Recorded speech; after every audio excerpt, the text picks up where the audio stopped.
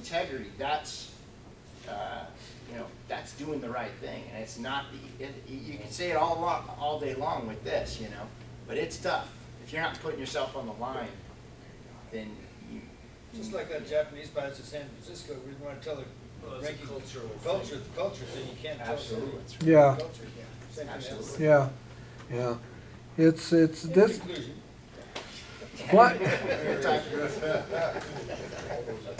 Flying is a lot of fun, and some of us do it for a job and some others don't, but no matter whether you're getting paid for it or you're paying out of your pocket, you're going to be just as dead not doing what you're supposed to be doing. And this is not a job where where you're supposed to be polite all the time. You can be polite 99% of the time, but there's that 1%. If you see something going on like what was going on, what Bill was talking about, no, that's the time not to be polite. Okay, real quick, I got to talk about the safety gram because I was ordered to do so by Air Force Headquarters Aero Clubs. This September safety gram, please read it. This is just going to be a quick just awareness of what's going on. FAA did announce that Flight Watch on 122.0 will no longer be monitored, and it's under a new contract starting the 24th of September, which is what, next week? Something like that. That means you have to hunt for a frequency on a chart if you need a flight service while airborne. From FAA's frequently asked questions, en route flight advisory service, historically EFAS, known as Flight Watch, was only available over special frequencies, and so there was only a limited number of people that actually did the job. The service provided on frequency 122.0, along with high altitude discrete frequencies that provided in-flight weather information to pilot, will be consolidated into routine in-flight frequencies to eliminate unnecessarily duplication services. With this new approach, pilots can obtain all services that Flight Service has to offer in one call. The service will now be available on the same frequencies used to open and close flight plans, or to receive updates, notices to airmen, or temporary flight restrictions. There will be a 6-month transition period. Lockheed Martin services will monitor the current EFAS system, so if somebody doesn't know, they will be monitoring it still for about 6 months, and they will provide, you know, what the frequency is for that pilot to get a hold of. So, Are they updating the charts also with that information? Yes. Yes. Mandatory. yeah, 122.0 was never on the charts to begin with.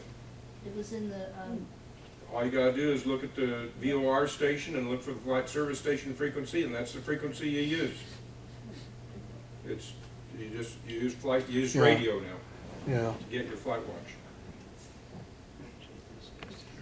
Okay, DUATS also is changing. DUATS 2 service providers are now Lockheed Martin and CSC. DTS will no longer provide DUATS service.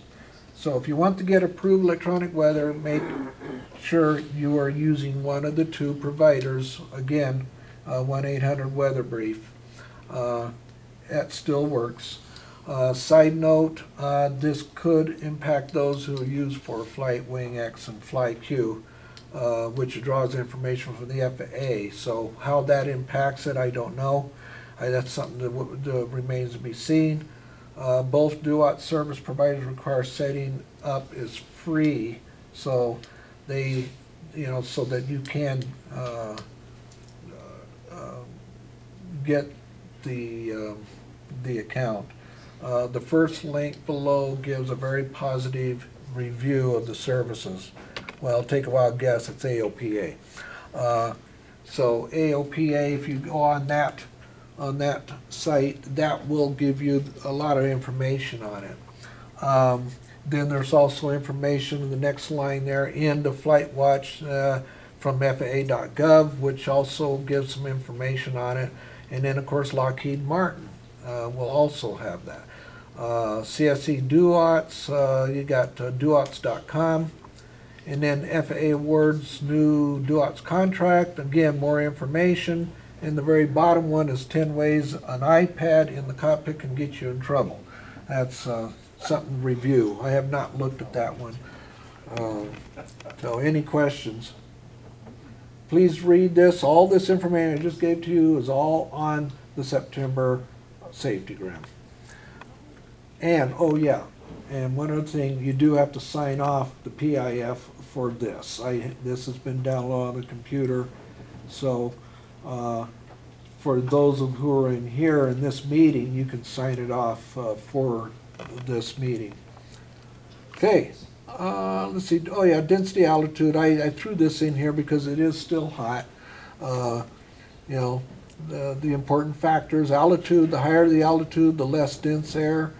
The temperature, the warmer the air, the less dense the air is, and humidity is not generally considered, but it can be a factor. Any questions? Okay, that's Carolyn and her first flight. Oh, just kidding, no.